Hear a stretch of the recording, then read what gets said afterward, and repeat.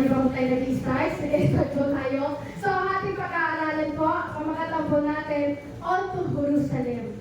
Yan, yung pagpasok po ni Heso Kristo sa Jerusalem. Sabi po dyan, the parable of the returning king. Sabi po sa verse 12 to 27, hindi ko na po siya i-detalye ko sa inyo, basahin nyo lang po sa bayo kasi mauubos po yung oras natin, so i-shortcut ka lang po natin. So sabi yan, the parable of returning king. So ito po yung talinghaga ng pagbabalik ni Yesu Kristo nang siya'y pumasok na po doon sa lugar ng Jerusalem. Sabi yan, a noble man would become a king. Isang mahalika daw po itong naging hari. Isang mahalika na si Yesu Kristo ay naging hari. A king who was rejected. Itong hari na ito ay nakaranas at tinanggihan siya.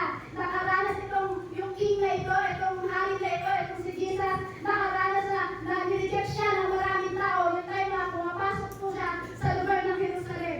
The return of the king. Ito po yung pagbabalik ng ating hari. Alam niyo po, napakalaking bagay sa buhay ng isang tao, napakalaking bagay sa buhay natin. Yung muling pagbabalik ni Yesu Kristo sa ating buhay. Sino nakakaalam dito na napakalaking bagay na bumalik si Yesu Kristo para sa ating buhay? Alam niyo po kung anong dahilan? Kung bakit muling bumalik ang ating hari? Bakit muling nagbalik ang ating Panginoong Yesu Kristo? Ano po yung dahilan ng ating Panginoong Jesus? Para tayo iligtas. Amen? Sabi yan, a parable to prepare the disciple for what was ahead. Ito daw po yung isang talinghaga na kumbaga ito yung talinghaga upang yung kanyang mga alagad, yung alagad na sa hinaharap, kumbaga tayo din po yun. Kung tayo po, kaya sa pagbabalik ng ating Panginoong Jesucristo, meron tayong mga bagay na dapat harapin. Sa mga bagay na harapin po natin ngayon, kasama mo ang ating Panginoong Jesucristo. Amen? So sabi po dyan, now it was time to go to Jerusalem. Ito po yung panahon na kailangan pumunta sa Jerusalem. Ito yung oras na kailangan pumunta ng ating Panginoong Jesus sa lugar ng Jerusalem. Sabi po dyan, the triumphal entry was ahead. Ito po yung tinatawag na Palm Sunday. Yung triumphal entry, yan po yung parang, yan po yung sineselebrate po natin, yung Palm Sunday. Hindi po yung parang, yung palaspas lang po yan. Hindi po yan. Kumbaga, ang sineselebrate po natin, dumating ang tunay na tagapagligtas ng buhay ko, kapatid. Is the trial and trials well ahead. Yung kanyang pagkakalo, ito po yung pagkakalo, dumating na. Yung pagkakalo ni Yesu Cristo, dumating na yung paglilitis na ating Panginoong Jesus. Ito yung parang, kumbaga pumapasok pa lang po siya sa Jerusalem, dumating na po yung pagkakalo sa kanya at pati yung paglilitis sa kanya. Nakita niyo po habang siya pumapasok marami pong tao doon sa crowd na sumisigaw ng Hosana, pero merong iba naman po doon na nililitis na sila sa kaisipan. Kumbaga pinagkakalo na si Cristo pagaling sa kaisipan ng maraming ibang tao po doon sa crowd na yun. The cross and resurrection were ahead. Ito po yung cross na muling pagkabuhay ng ating Panginoong Kristo. Amen? Amen po? Amen. Po sa number 1, Jesus ascended to Jerusalem because it was time. Sabi po sa verse 28 to 35, para makuha po natin yung istorya po nito. Sabi po dyan, ito daw po yung umakyat si Yesu Cristo sa Jerusalem dahil ito daw po yung oras na kailangan pumunta si Yesu Cristo pagdating sa Jerusalem. Sabi po sa verse 28 to 35, basahin ko po. Sige po, kung gusto niyo po makibukas ng Bible, buksan niyo po kasi wala po tayo mababasa po niya. Kundi yung Bible po ang pagbasehan po natin para lahat po tayo nagbubukas po ng Bible. Sabi po sa 28, verse 25, sabi po dito, sinabi naman ni Petros, verse 28, yan. Sabi po dito, pagkasabi nito nauna si Jesus papuntang Jerusalem, nang malapit na siya sa Betpage at Betania sa bundok ng mga Olibo, isinugo niya ang dalawa sa kanyang mga alagad. Sinabi niya sa kanila, pumunta kayo sa susunod na nayon, sa pagpasok doon, matatagpuan ninyo ang isang batang aso na nakatali. Hindi pa iyon nasasakyan ninyo man. Halagan ninyo at dalhin dito. Kapag may nagtanong kung bakit ninyo iyon kinakalagan, sabihin ninyo kailangan iyon ng Panginoon. Lumakad nga ang mga inutusan at tatagpuan nila ang asno ayon sa sinabi ni Jesus. Habang kinakalagan nila ang batang asno, tinanong sila ng mga may-ari, bakit ninyo kinakalagan iyan? Kailangan po ito ng Panginoon, tugon nila. Verse 35, dinala nila kay Jesus ang asno at matapos isapin sa likod nito ang kanilang mga balabal, sila'y pinasakay nila. Sila'y pinasakay nila. So sabi po dito, nung ito daw po ay pumasok, o umakyat si Yesu Cristo sa Jerusalem, yung pag-akyat po ni Jesus sa Jerusalem, ito po ay para po pa rin ng ating Panginoon Yesu Cristo ang kanyang misyon. Amen? Sa pagpasok pa lang po ng ating Panginoon Yesu Cristo doon sa Jerusalem, ito po yung simula ng kanyang pagtubad ng misyon at ito rin po yung simula ng kanyang pagdurusa. Amen? Kumbaga, ano po yung pagdurusa ng ating Panginoon Yesu Cristo? Ito po yung mamamatay na po siya. Amen? Papatayin po siya, ipagkakalulong po siya, lilitisin po siya. Ito na po yung katuparan para siya po matupad yung kanyang vision. So, kailangan po talaga ng ating Panginoong Jesus. Bakit? Na mangyari sa kanya kasi para sa atin yun. Kaya mamamatay si Yesu Cristo, kaya kailangan po pa rin ng ating Panginoong Yesu Cristo ang kanyang vision para sa iyo yun, kapatid. Para sa atin lahat yun. Hindi para sa akin lang, hindi para sa iyo, hindi para sa iyo, kundi para lahat sa atin yun. Bakit? Kasi kailangan po pa rin ng ating Panginoong Yesu Cristo yung kanyang vision para tayo ay ligtas. Kahit alam ng Diyos na siya'y mamamatay, kahit alam ni Yesu Cristo na siya'y dilitisin, na siya'y pagkakalulo, pero alam niyo po, tiniis po ng ating Diyos to. Bakit? Kasi meron nang dumating ng pagkamatay ni Cristo, meron namang muling pagkabuhay. Diba sabi na po sa ikatlong araw ay muling mabubuhay ang ating Panginoong Jesus. Muling mabubuhay ang ating Mesiya. So, alam niyo po, ito po yung tinakdang panahon nang siya'y umakyat sa Jerusalem. Ito po yung tinakdang panahon sa lugar niya kung saan kailangan maganap yung kaligtasan ng isang kasangkatauhan. Amen? Sa pamamagitan ng kanyang pagkahalay ng buhay. Alam niyo po, kailangan maganap yung tunay na kaligtasan na matatanggap natin. Ano po ba yung magaganap na kaligtasan? Alam niyo po ba, para tayo ay magkaroon ng kaligtasan, yun po ay ialay niya ang kanyang buhay. Amen? Pagka nagpapakita ito ng grabing determinasyon ng ating Panginoong Jesus. Kumbaga, kailangan, di ba kung makikita po natin, yung grabing determinasyon niya sa pagsunod sa ating Diyos Ama. Kasi iisipin niyo po, pwede niya sabihin sa ating Diyos Ama, bakit ako kailangan mapahirapan? Bakit kailangan ako ang litisin? Bakit kailangan ako ipagkagulo? Hindi ko naman kasalanan yan. Pero alam niyo po, kailangan pumanit ni Yesu Cristo o pumasok ni Yesu Cristo sa lugar ng Jerusalem para sa ating kaligtasan. Amen! Amen po. Kasi yun ang sinusunod ng ating Panginoong Yesu Cristo, ang kalooban ng ating Diyos Ama. Amen? Amen. Sino po yung sumusunod sa kalooban ng ating Diyos Ama? Wala po, no? Walang makakasunod kahit isa. Kahit single na word, isa nga po, makasunod ba ako o hindi? Pero alam niyo po, sa Yesu Cristo, ito yung ginawa niya. Sinunod niya o ano ang kalooban ng ating Diyos Ama. Kahit alam niya may pagkakalo siya, kahit alam niya mahihirapan siya, patuloy pa rin siya pumasok sa lugar ng Jerusalem para tuparin ang kanyang misyon. Sabi dito, our Lord was always on time. Ang panahon at oras natin ay laging handa. Amen? Laging handa ang Diyos sa buhay mo. Laging handa ang Diyos sa buhay mo, kapatid. Yung oras ng ating Panginoong Jesus, yung panahon ng ating Panginoong Jesus ay laging handa para sa iyo. Ang tanong, tayo po ba handa ang ating panahon at oras pagdating sa Lord? Isa lang narinig ko, dalawa. Kasi sabi po dyan, our Lord was always on time. Yung panahon ng Diyos at oras ng Diyos para sa iyo, kapatid, laging handa. At tanong, tayo po ba? Handa po ba lagi ang ating panahon at oras pagdating sa Lord? Walang hina, amen. Para kayo sumisipol lang, amen. So yung panahon at oras ng Diyos, laging nasa iyo, kapatid. Kaya sabi na dito, mine heart is not yet come. Sabi nga po, diba, laging handa ang oras ng Diyos para sa atin. Pero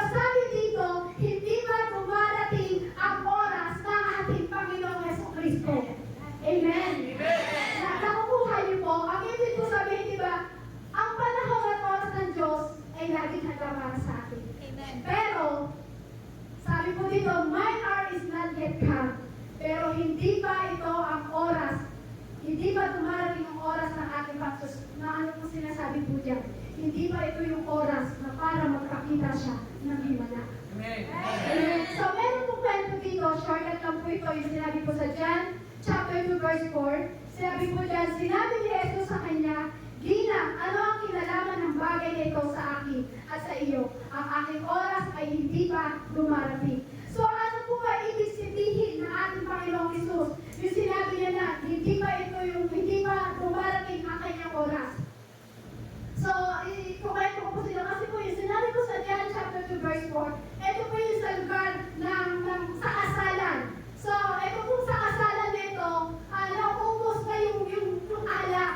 So, ngayon, sabi po ng Gina, ng kanyang nanay, sabi po doon, Ginoo, wala na yung alak. So, sabi ni Kristo doon, sabi na ating Panginoon Jesus, hindi pa dumarating ang aking oras. Kaya sabi nga po niya, di ba, sinabi ni Jesus sa kanya, Ginang, ano ang kinalaman ng bagay na ito sa akin at sa iyo? Ang aking oras ay hindi pa dumarating. So, yung sinabi po doon na hindi pa daw po, na sinabi po sa John chapter 2 verse 4, ito daw po yung unang himala na gagawin ng ating Panginoon sa Kristo sa lugar ng Galilea. Ito po yung kasalan. So, ito po yung ginawa niya ang unang-unang himala. Kasi po, ang kanyang mission ay itinakdahan ng Diyos. Amen? Itinakdahan ng ating Diyos Ama ang mission ng ating Panginoong sa Kristo. Ano po yung mission ng ating Panginoong Jesus? Ay, so parang alanganin po kayo. Ano po ang mission ng ating Panginoon sa Kristo? Bakit po siya nagbalik dito sa panahon natin? Para tayo iligtas. Para tayo sa iligtas. So, ibig sabihin, hindi pa po dumating ang tunay na tagapagligtas. Hindi kayo makain. So, amen. So, itinakdahan na yung mission ng ating Diyos Ama para sa ating tagapagligtas. Yung sinabi niya, hindi pa dumarating ang aking oras. Ito yung tumutukoy sa oras ng kanyang kamatayan at pagkabuhay. Amen? Yung sinabi niya, hindi pa dumarating ang aking oras kasi ito yung sinasabi niya na ito ay tumutukoy na hindi pa oras ang kanyang pagkamatay at pagkabuhay. Ang paggawa ng milagro po, kaya-kaya naman po ng ating Diyos po yan. Ang paggawa ng milagro, bahagi po yan ang plano ng Diyos. Amen? Sa tamang panahon, parang mapapakanta kayo tamang panahon. Ano ba yun? Sa tamang panahon. Yeah. So, ito po yung kailangan makita po natin doon. Sabi niya, my time is not yet come. Hindi pa dumarating ang oras ko. Yun yung sinasabi ni Yesu Cristo. Sabi nga po sa John chapter 7 verse 6, kaya nga sinabi ni Jesus sa kanila, ang aking oras ay hindi pa dumarating, ngunit ang inyong oras ay laging handa. Uulitin ko po, kaya nga sinabi ni Jesus sa kanila, ang aking oras ay hindi pa dumarating, ngunit ang inyong oras ay laging handa. Kasi bakit po? Hindi pa pala, sabi ni Cristo, yung sinasabi niya, ang aking oras ay hindi pa dumarating. Hindi pa ito yung panahon. Hindi pa ito yung time. Hindi pa ito yung oras. Kasi ngunit ang panahon, sabi niya, ngunit ang panahon sa inyo ay laging handa. Pero sa Yesu Cristo, hindi pa daw ito yung oras niya. Hindi pa ito yung oras na kailangan gumawa siya ng himala. Hindi pa ito yung oras na para siya ay mamatay at muling mabuhay. Pero ang oras daw po ay laging handa para sa atin. Ang panahon daw po ay laging handa para sa atin. So, ibig sabihin po nito, sinusunod lamang ng ating Panginoong Yesu Cristo ang perfectong plano ng ating Diyos Ama. Hindi daw para ito yung oras. Kumbaga, hindi ito yung oras para ihandog niya ang kanyang buhay. So, kung titignan natin, may oras pala. May panahon pala. Amen? Kaya bago natin makita yung tunay na kaligtasan, syempre maraming munang pinagdaanan ang ating Panginoong Kristo. Kasi ano po ang ating Panginoong Kristo? Hindi po siya nakabase sa takot, hindi po siya nakabase sa anumang kagustuhan niya, o ano may kagustuhan ng maraming tao, kundi nakabase ang ating Panginoong Kristo doon sa itinakdang panahon ng ating Diyos Ama. Amen?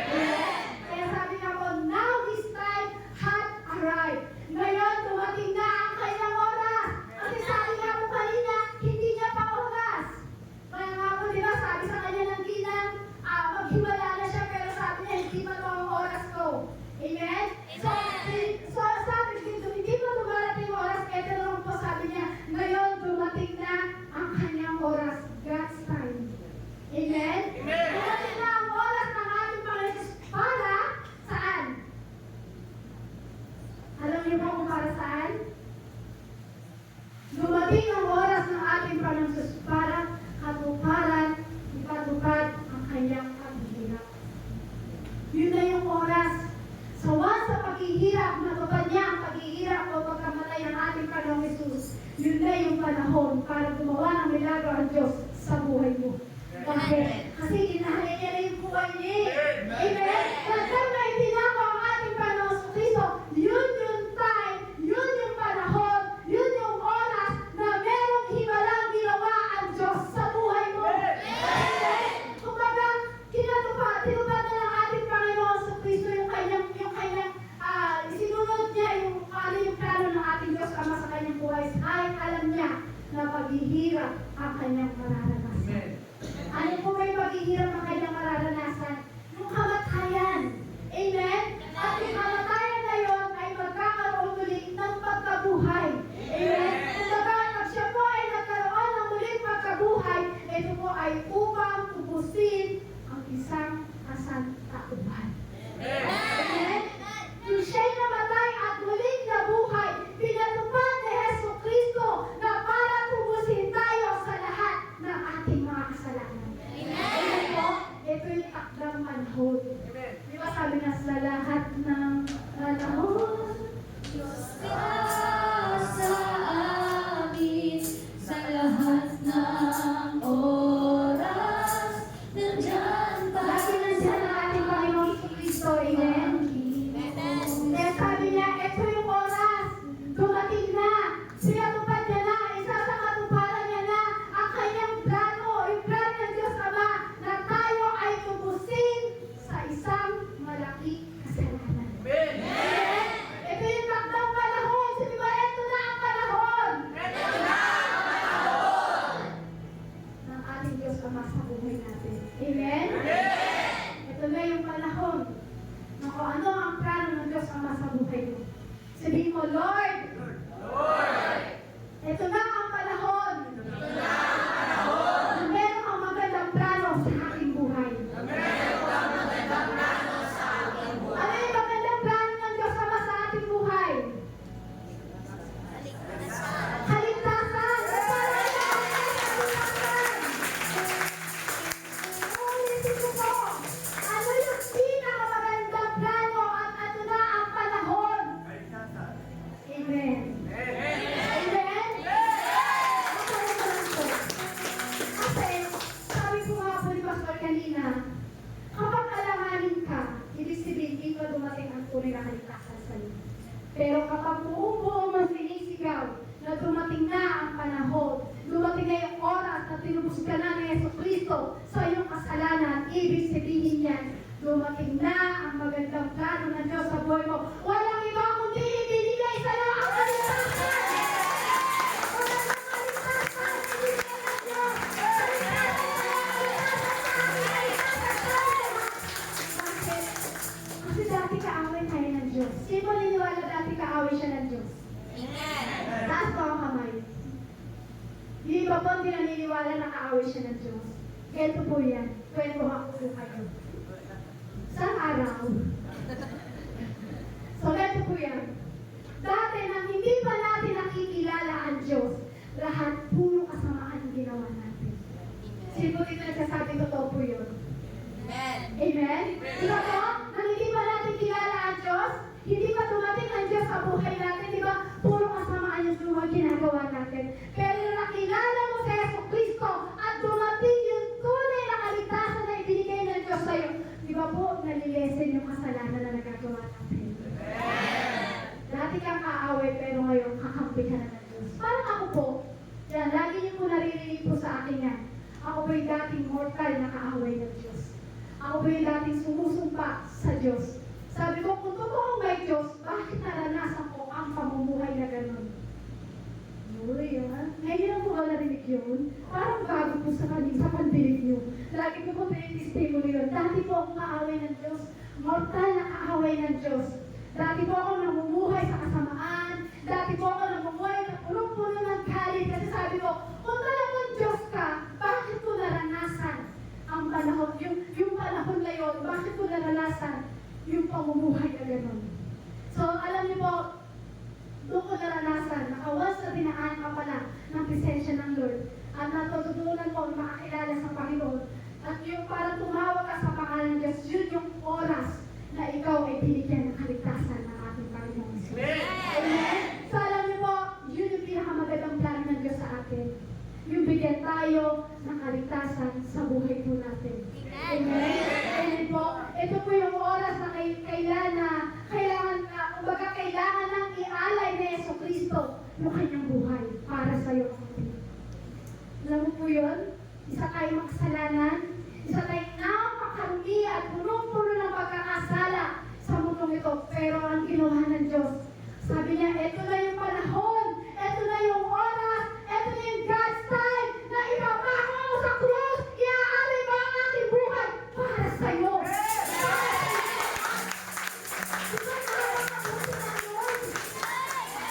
Kailangan niya iaalay ang kanyang buhay para saan? Para sa kabayaran ng kasalanan ng maraming tao. Uulitin ko po, kaya kailangan ipako sa Yeso Kristo sa krus para ialay ang kanyang buhay para sa iyo, kapatid. Sa'yo, sa akin lahat para sa atin. Bakit? Para tayo ay tubusin sa kasalanan.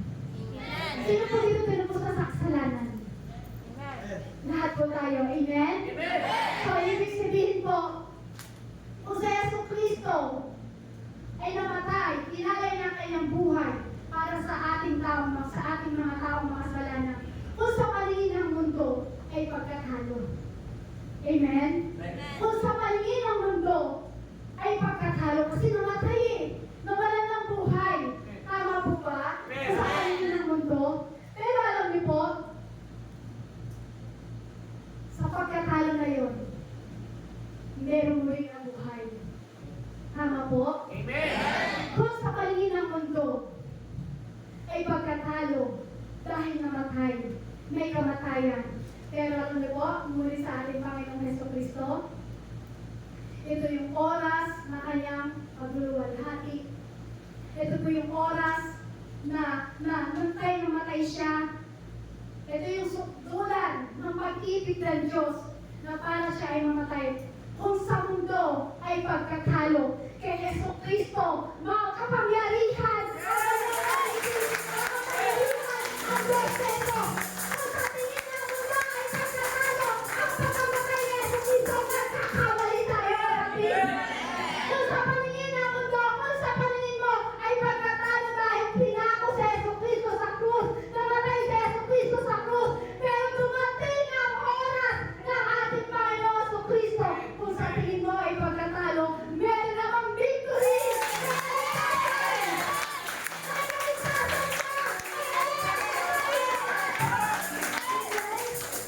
Ang titignan naman talaga natin may pagkatalo Bakit? Kung pag-titignan natin sa mundo, may pagkatalo talaga kasi namatay Sabi nga po di ba, na nanunuya sa kanya, yan ba ang tagapagligtas? Yan ba yung Diyos na tagapagligtas? Yan ba yung Diyos na sinasamba nyo? Bakit namatay? Pero tingnan niyo po, ano po nangyari? Sa paningin ng mundo may pagkatalo, pero pagdating sa puso ng ating Panginoong Hesus, may tagapagligtas, may nagligtas sa'yo, may naglinis sa'yo, may nag-alis sa'yo sa putik ng iyong pamumuhay, may nag-angat sa'yo sa pagkalubog mo, sa pamumuhay mo, merong Diyos na nag-alay ng buhay para sa'yo. Kaligtasan ang binigay ng Diyos. Yun yung tayo ng Panginoon. Kung bakit sinabi niya na hindi ko to oras yung tayo na pinagagawa siya ng himala doon sa alak, doon po sa alak po doon sa Galilea sa kasalan. Pero ang gustong ipakita ng Diyos, yung tunay na himala, yung inalay ang kanyang buhay sa krus para tayo ay magkaroon ng kaligtasan. Grabe ang pag-ibig ng Diyos. Sukdulan ang pag-ibig ng ating Panginoon sa Kristo. Grabe ang pag-ibig ng Diyos. Ay, talagang kita tayo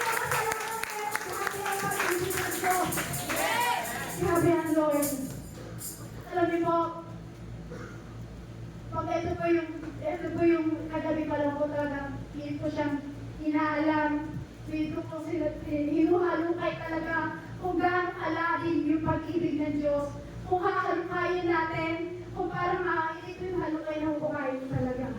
Kumbaga, kung talagang pag-aaralan natin mabuti, makikita mo kung gaano kalalim ang pag-ibig ng Diyos.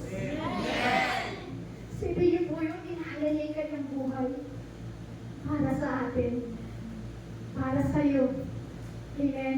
Sabi na po dyan, 9 years amazing prophecy will be fulfilled. Yung kamangha-mangha na propesya po ito ni Daniel, ay ito po ay matutupad. Sabi po sa Daniel 9 chapter 25, dapat mong malaman at maintindihan na mula sa panahong inutos ang muling itayo ang Jerusalem hanggang sa pagdating ng pinulong hinirang ng Diyos ay lilipas muna ang 49 na taon at sa loob ng 434 na taon ay muling itatayo ang Jerusalem na may mga plaza at tanggulan. Magiging magulo ang panahon na iyon. So sabi po niya mula daw po sa utos na doon po sa propesya ni Daniel ay muli daw po maitatayo ang Jerusalem. Yung kumbaga hanggang sa pagdating ng Mesiya, walang iba kundi ang ating Panginoon sa Kristo. Ano po ba yung muling itatayo ang Jerusalem? Yung kasi nga po bang lugar ng Jerusalem, ikaw yun. Amen? Tayo yun. Na dahil tayo makasalanan, na dahil tayo winasak ng Diablo, dumating ang Mesiya sa buhay mo, kapatid, para muli itayo ang Jerusalem. Ikaw yun. Para muli ka ng baguhin. Muli ka ng alisin. Dumating ang Mesiya sa buhay mo. Walang iba ko siya ang ating Panginoon sa Kristo. Sino dito magkasabi na dumating na talaga sa Yesu Kristo sa kanyang buhay? Amen. Ikaw ang Jerusalem. Amen? Amen. Dating nawasak tayo. Dahil dating alipin tayo ng kaaway. Kaya dumating muli ang tagapagligtas natin. Kaya tayo mismo ang tinatayo at inaayos ng ating Panginoong Yesu Kristo. Ito po ay nagpapakita ng katapatan niya sa plano ng ating Diyos Ama. Amen? Ano po ba yung magandang plano ng ating Diyos Ama para sa atin? Ito po ay para sa katubusan ng ating kasalanan. Amen? Sabi po dito, note the timing of events that day. Kung matatandaan po natin, yung mga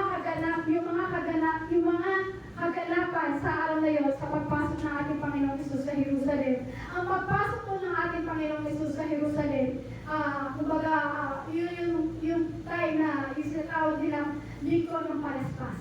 Ito po yung pagpasok ng ating Panginoong Hesus. At ang kanyang tagumpay na pagpapahayag po na bilang siya ay Mesiya at bilang siya ay magtotoo na propesiya ni Zacarias. Yung propesiya po ni Zacarias, ito po pagpasok ng ating Panginoong sa Kristo. Sumakay siya doon sa asto, kung makikita po natin, doon po sa binasa po natin, kumbaga, sumakay siya doon sa batang aso na kahit sino, hindi pa ito nasasakyan. Amen? So, kumbaga, ito po ay sumisimbolo ng itong aso na ito, ng kanyang sinakay, itong batang aso na ito, ito po ay sumisimbolo ng kapayapaan. Amen? Kumbaga, ito po yung kapayapaan na, kumbaga, sinalubong po siya ng maraming tao at sumisigaw ng Hosanna, Hosanna, purihin ang anak ni David. Kasi alam nila na merong kapayapaan na ang ibinigay ang ating Panginoon sa Kristo. Yung papasok pa lang sa Yesu Kristo, alam na ng maraming crowd eh. Alam na nila na natutupusin sila, alam nila may kapayapaan ang dati. Kaya ang sigaw nila, Hosanna, Hosanna to the highest. Sabi nila doon, purihin ang anak ni David. Kasi alam nila, kapayapaan ang dadaanan ng ating Panginoon sa ating buhay. Kasi lahat ng kaguluhan, yung balaban na kanilang nilatag, yun yung kaguluhan ng buhay natin. So, nasa tinaanan ni Yesu Kristo po yun, kapayapaan ang mararanasan. Amen! The court was there for the disciple to find. Kung matatandaan po natin, di ba, inutusan ng ating Panginoong Yesu Kristo yung dalawang alagad para kunin yung bisirong asno. So sabi po sa Lucas chapter 19 verse 22, kaya lumakad ang dalawang inutusan at nakakita nga sila ng asno ayon sa sinabi ni Jesus. Kumbaga nagpapakita po ito yung dalawang alagad niya na kumbaga at para ng mga detalyadong instruction o yung detalyadong inutos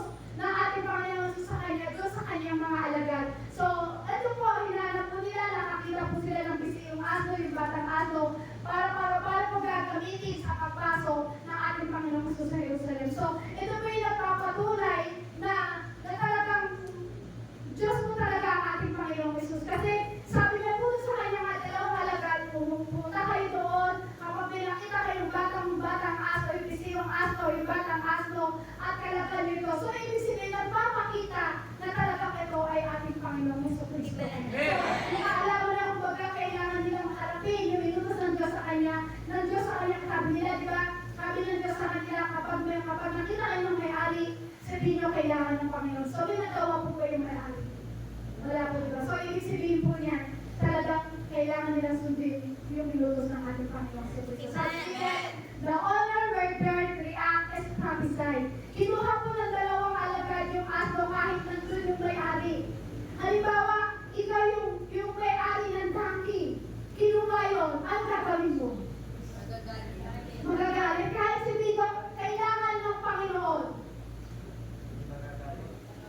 Hindi ko magagalit. Diba? So, syempre, ano po yung may-ari? Kaya sabi nga po sa Lucas chapter 19, verse 33, nang kinakalagan nila ang aso, tinanong sila ng mga may-ari, bakit ninyo kinakalagan? Yan. Wala akong nagawa. Sabi ko nila, kailangan ng Panginoon. Alam niyo po paano po ito? Nakakuha po ako dun sa preaching ni Pastor. Kumbaga, sisabihin ko lang po, galing po kay Pastor, hindi sa akin. Galing po sa ating Panginoong Jesus na itinali kay Pastor at nakuha ko lang kanina. Yan, nangopya si sister. Hindi po, ito po talaga yung totoo. Totoo po talaga ito. Alam niyo po ba kung ano sa buhay natin ang asno? Alam niyo po ba kung bakit kinalagan ng alagad ang asno? Ikaw yun. Ikaw yun. Ako yun. Tayo lahat yun. Tayo yung asno. Amen? Tayo yung asno na kinalaghan. Na dating kinulukan ni Satan sa buhay na magulo, na dating kinadela ni Satan sa buhay na makasalanan. So dahil dumating yung panahon na nakapagligtas mo sa buhay, walang iba kundi ang ating Panginoon sa Kristo. Kaya kinalaghan ka. Amen? Kaya ka kinalaghan. Yung may pumatok sa bahay mo, nangungulit, sister, mag-church ka na. Sino naka-experience? Lahat po tayo. Amen? Yung kumakatok sa bahay mo, sister ka na, mag-church ka na. Hindi mo ba alam? Hindi yung kapatid na yun nag-invite sa'yo eh. Walang iba kundi ang ating Panginoon sa Kristo. Gusto ka niyang alaghan. Kasi sinasandalin mo anong merong kaguluhan sa buhay mo. Ikaw yung aso. Ikaw yung aso na dating nakatali. Ikaw yung aso na dating walang kalayaan. Ikaw yung aso na dating eto walang kinalalagyan mo. Pero nang dumating ang tagapagligtas sa buhay mo, ikaw yung aso na kinalagyan. Tinanggal ang kasalanan. Tinanggal ang kaguluhan. Tinanggal ang kaguluhan sa buhay mo. Yun tayo dati. Tayo yung aso na kinulong ng Diablo sa mga bagay na ginagawa niya sa ating buhay.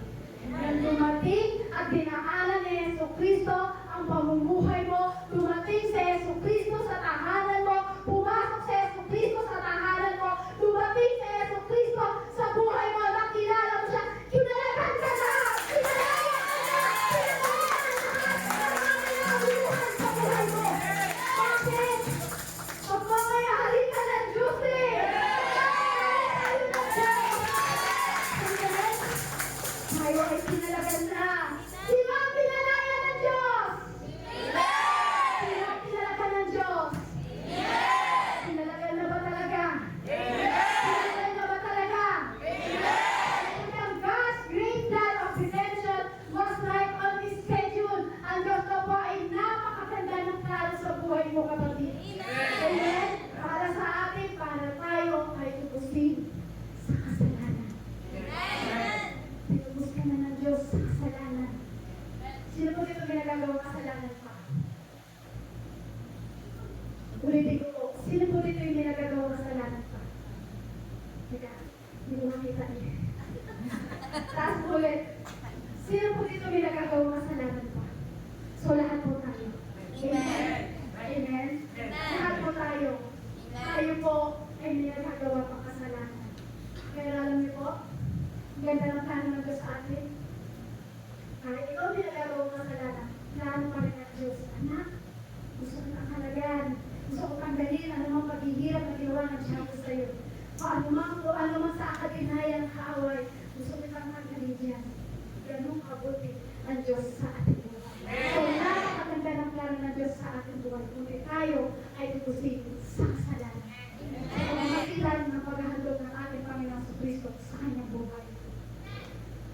siya po hinandog niya ang kanyang buhay sa krus para tayo po ay alisin sa kasalanan at iligtas. Naniniwala ka doon? Kaya pinako ang ating Panginoon Kristo sa krus para tayo iligtas at ang kaligtas alisin ka sa kasalanan. Kung naniniwala ka doon, nakakaganda. Amen? Maraming pananampalataya ang magagawa sa buhay mo. Kasi ito yung plano ng Diyos. Ito yung pag-ibig at biyaya ng Diyos sa atin na ibigay niya ang kanyang buhay para sa iyo. Ibigay niya ang kanyang buhay para sa atin, para tayo ay patawarin sa lahat ng ating kasalanan. Sabi po dito, Calvary was not God's afterthought, it was His forethought. So sabi po dyan ni William Culbertson, sabi niya, ang Calvary daw po ay hindi Diyos na pag-iisip na hinuhusgahan. Ito ay kanyang pinag-iisipan. Amen? Kasi marami lang po magaling manghusga sa Diyos. Magaling lang pag-isipan ng Diyos. Pero ito dapat natin pag-isipan. Siya yung Diyos na nagbigay ng buhay sa iyo at kaligtasan. Sabi yan, Jesus was coming into Jerusalem to die right on time. Si Jesus daw po ay dumating sa Jerusalem upang mamatay sa tamang oras. So sabi po sa 2, Jesus ascended to Jerusalem to fulfill the scripture. Sabi po sa 36 verse 40, basahin niyo na lang po sa inyong Bible. Umakyat daw po si Jesus sa Jerusalem upang mapalin yung utos o yung kasulatan ng ating Diyos Ama. Sabi po dyan, Zachariah saw it all centuries before. Sabi po dyan sa Zachariah chapter 9 verse 9. Sabi dyan, di ba? Nakita daw po ni Zachariah, basahin niyo na po, nakita daw po ito ni Zachariah na maraming taon na nagkaan na talagang matutupad itong ibibigay sa atin ng katuparan ng ating Panginoon. Sabi po yan, the people will welcome him with joy. Malugod siyang tinanggap ng mga tao. Sa una, malugod siyang tinanggap ng mga tao. Shout of praise will fill the air. Sabi po yan, ito po yung sigaw ng papuri na sumisigaw sila ng Hosanna, Hosanna, na pupuno ang hipapawid sa grabing pagpupuri at pagsigaw nila pagdating sa Panginoon. He will be riding an unbroken colt. Siya ay nakasakay sa isang asno na walang bahid. Amen? Walang bahid. Ito po yung naprophesy ni Zacharias. Sabi yan, Jesus came to fulfill the scripture.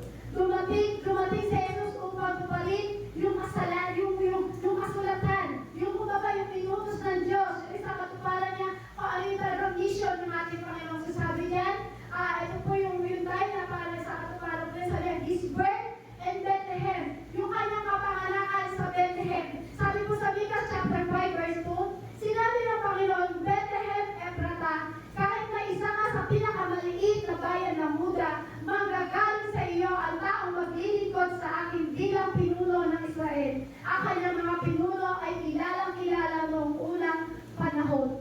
Sumunod po, His virgin birth. Ito po ay para sa katuparan yung pagliligtas po ng ating Panginoon Jesus na siya po ay ipinanganak ni Mary sa kanyang sinapupunan. Ito po si Mary, sa kanyang sinapupunan, ipanganganak niya, isisilan niya ang tunay na kapagligtas ng ating buhay. Sabi nga po sa Isaiah chapter 7 verse 14, dahil dito ang Panginoon na mismo ang magbibigay sa iyo ng palatandaan. Magbubuntis ang isang birhen at manganganak siya ng isang sanggol na lalaki at tatawagin niya itong bata na Emmanuel.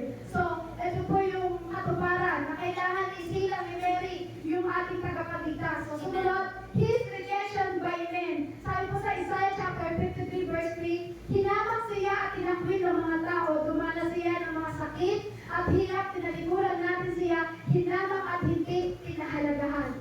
Sumunod po, His substitutionary death. Sabi po yan sa Isaiah chapter 53 verse 5-6, ang totoo, sinugatan siya dahil sa ating mga pagsuway, binubog siya dahil sa ating kasamaan, ang parusang tinis niya ang naglagay sa ating na magandang kalagayan. Take note. Sabi po dyan, binubog siya dahil sa ating kasamaan. Amen? Ang parusang tiniis niya ang naglagay sa atin sa magandang kalagayan. Yung parusa na tiniis ng Diyos, yun ang naglagay sa iyo sa magandang kalagayan. Kaya meron ng magandang kalagayan sa buhay. Ay, wala. So, ibig sabihin, nung humiga ka kayo ng umaga, hindi maganda magandang kalagayan na binigay ng Diyos sa iyo. Malaking pagpapala na po yung pag-isip mo ngayong umaga na kahina ka. Ngayon, nakasamba ka sa Panginoon. Amen. Sabi po ulit ito, ang palusang tinis niya ang naglagay sa atin sa magandang kalagayan at dahil sa mga sugat niya ay bumalik tayo. Dahil sa sugat ni Jesucristo, gumaling ka, nakalaya ka. Amen. Amen. Tayong lahat ay para mga tupang naligaw. Bawat isa sa atin ay gumagawa ng nais natin gawin. Pero siya ang pinarusahan ng Panginoon. Ang parusang dapat sana ay para sa ating lahat. Amen. Sabi nila, this is the heart of the gospel. Sabi nga po yan sa 1 Corinthians chapter 15 verse 54, basahin niyo lang po. Our Lord is all He said to us. The scripture currently He sabi po yan, this is the heart of the gospel.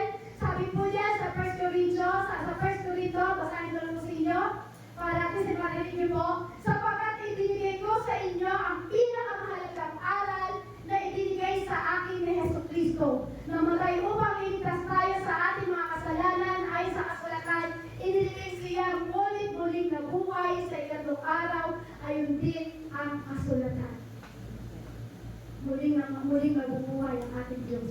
Number 3, Jesus ascended to Jerusalem to die for sinner. Namatay ang ating Panginoon Jesus para sa iyo. Kaya siya pinadala doon sa lugar ng Jerusalem para tayo ay tubusin sa kasalanan. Sabi po sa verse 41, basahin ko po, sabi po sa verse 41 to 44, nang malapit na siya sa Jerusalem at natatanaw na niya ang lusod, ito'y kanyang tinangisan, sinabi niya, kung nalalaman mo lamang sa araw na ito, kung ano ang makakapagdulot sa iyo ng kapayapaan, ngunit ito'y lingid ngayon sa iyong paningin. Darating ang mga araw na magkakampo sa paligid mo ang iyong mga kaaway. Paliliputan ka niya sa gigipitin sa kabila-kabila. Verse 34, wawasakin ka nila at lilipunin ang lahat ng iyong mamayan. Wala silang iiwanang magkapatong na bato sapagkat hindi mo pinansin ang pagdalaw sa iyo ng Diyos.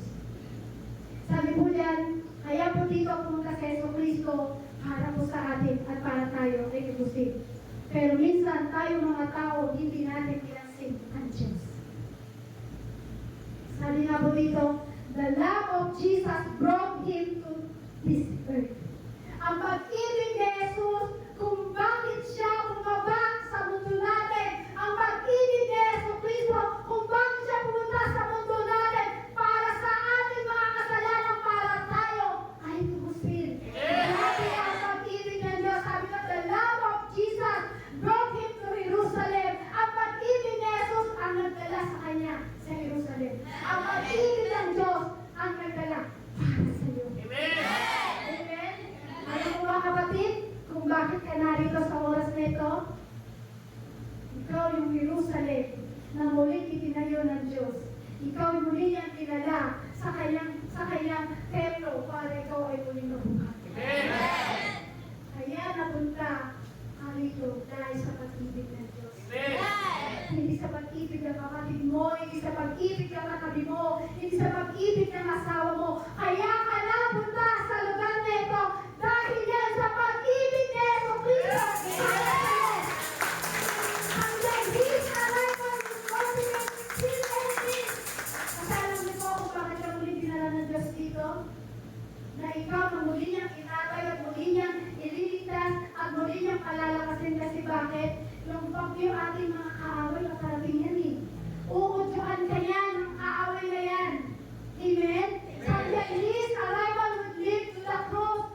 Yung kanyang pagdating ay hahantong sa krus eh. Na kahit alam niya na hindi naman niya kasalanan, kahit alam niya na hindi naman siya gumawa ng kasalanan nito, dahil kahit alam niya kaya siya pumunta sa mundo na ito, dahil sa grabing pag-ibig niya sa atin, na kahit alam niya ipapako siya sa krus, mahihirapan siya, kumbaga bubugbugin siya, lalaitin siya, pero alam niyo po, dahil sa grabe ng pag-ibig ng Diyos yan, kahit alam niya mahihirapan siya, dahil sa iyo. Sa grabing pag-ibig ng Diyos sa iyo, kapatid. Amen. See His compassion for those who would crucify Him. Nakikita po ng ating Panginoong Isus yung alam niyo po yung tao na nagpako sa Kanya sa krus. Alam niyo taong nagpako sa Kanya sa krus. Makikita natin sa mata ng ating Panginoong Jesus yung habag. Sabi po yan, He beheld the city and went over it. Sabi po sa verse 41, nang malapit na siya sa Jerusalem at natatanong niya ang lungsod, ito'y kanyang tinangisan. Alam mo ba kapatid, ikaw yun eh. Ikaw yung lungsod. Ikaw yung Jerusalem. Nang malapit na ang Diyos sa buhay mo, nakita ni Jesucristo, ang buhay mo ay papangit na papangit, ang buhay mo ay puno-puno ng kasalanan. Tinangisan ka ni Jesucristo. Iniyakan ka na. Iniyakan tayo ng Diyos. Iniyakan tayo ng Diyos, kapatid. Kaya ka narito dahil sa pag-ibig ng Diyos. He mourned for their coming sorrow. Sabi ko sa verse 42 to 44, sabi po dito, sinabi niya, hulalaman mo lamang sa araw nito kung ano ang makakapagdulot sa iyo ng kapayapaan, ngunit ito'y liig ngayon sa iyong pagtingin. Darating ang mga araw na magkakapos sa paligid mo ang iyong mga kaaway. Paliliputan ka nila at gigipitin sa kabila-kabila.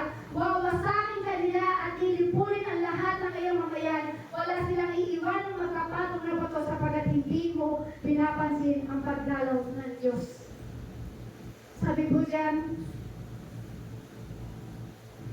po dito ng Diyos, kabila-kabila, magkakampo-kampo sila sa paligid mo.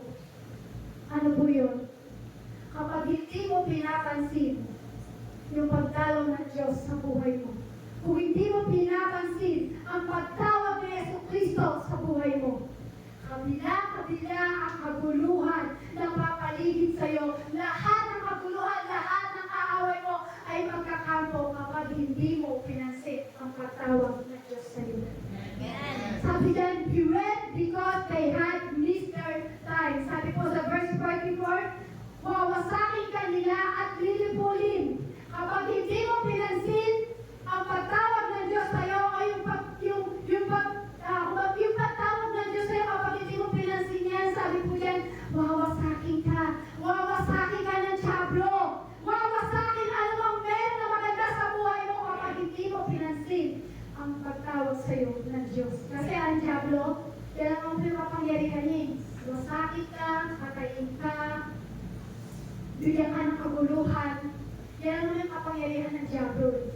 Pero alam niyo po, ang kapangyarihan ng Diyos, kapag pinansin mo ang kanyang pagtawag sa iyo, pinansin mo ang tagapagligtas na ito, binigyan mo siya ng panahon, binigyan mo siya ng time, yung pagtawag sa Jesucristo, binigyan mo ng time, binigyan mo ng oras, binigyan mo ng panahon. Kapatid, anumang magkampo na kaaway, anumang sa paligid mo, ang magkampo na mga kaguluhan sa buhay mo dahil tinignan mo at pinansin mo ang tagapagligtas ng iyong buhay, walang sa paligid mo ang kaaway na makagagawa sa iyo. Amen! Amen! Kasi yan po ang kailangan natin. So kapatid, ito po yung ginagampanan ko natin na paglilingkod sa Panginoon. Pinansin mo ang pagtawag ng Diyos sa iyo. Alam niyo po, nabitest po kami, Pastor. Hindi po kayo itinatas ko kung ang ating Panginoon gusto sa ating buhay. Bibiglas po kasi kami, kung makikita niyo po kami, nakabilaan po dito ay magkakasama na pupunta sa lugar ng Kalasyaw, sa lugar niyo po. Kita niyo po kabataan, praise God, makikita niyo po ngayon po, pati mga asawa po ng mga nanay ay kasama po nila. Alam niyo po, ibig sabihin po yung nagtinaanan ni Jesucristo ang buhay nila. Pinansin nila ang pagtawag ng Diyos sa kanilang buhay. Amen? Ibig sabihin po na, kinalaman nyo ang mga tatay. Ibig sabihin, pinalaya na sila ang mga anak na napagbisan. Alam niyo po, nakakabless. Ito po yung taas ng kabutihan ng ating Diyos. Umpisa po kami sa mga tarem. Alas 6 pa lang po, nandun na po kami sama-sama. Hanggang sa mag-start po kami ng 8. Matatapos po kami doon ng 10. Tatakbo naman po kami ng 11 sa Aguilar. Matatapos po kami sa Aguilar ng 1. Tatakbo naman po kami dito sa Kalasyaw. Darating po kami ng 2. Pero alam niyo po, praise God, hindi na mapag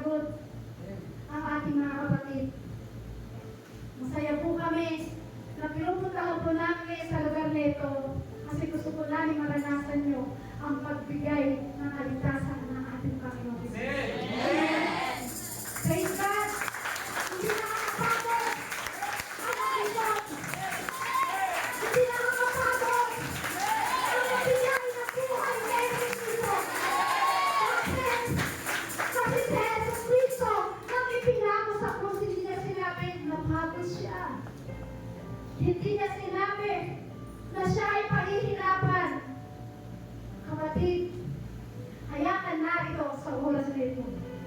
Kinalagang anak ng ating Panginoon sa Kristo. Nang dinaanan ka ng ating Panginoon sa Kristo, dinaanan ng Diyos ang iyong buhay. Mapalad ka. Dumating na sa iyo ang kaligtasan! Kaya ka nakakatapat ng sumilaw ka. Hosanna! Hosanna!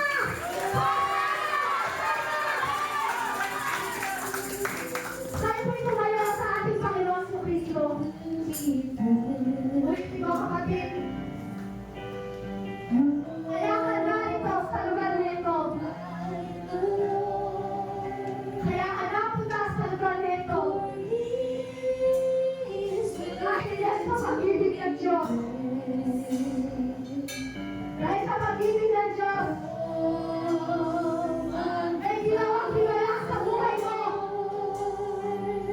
Dahil sa pag-ibig ng Diyos, tinalaya ka ng ating Panginoon Yeso Cristo.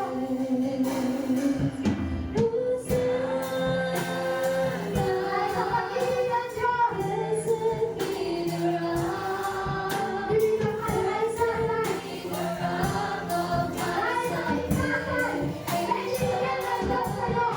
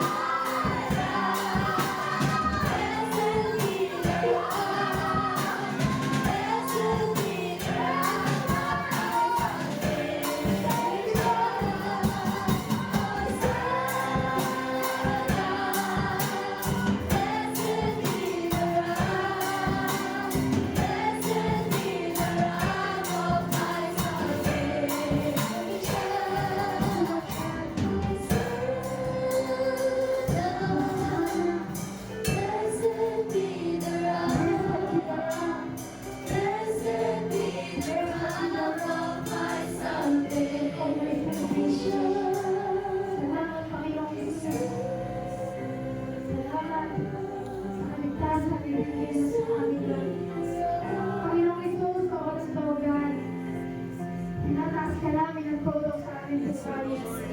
Pinasasalamatan ka namin sa aming buhay, Panginoon.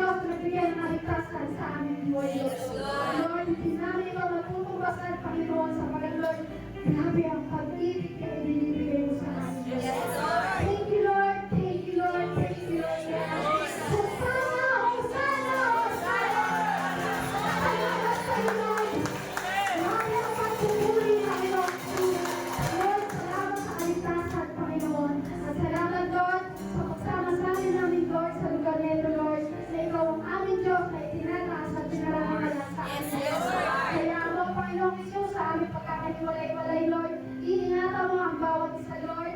Pagbalik namin sa aming mga tahanan, maging sa aming pag-uwi, Panginoon, iingatan mo at pagbalutan mo po, Lord, ng inyong banal na dugo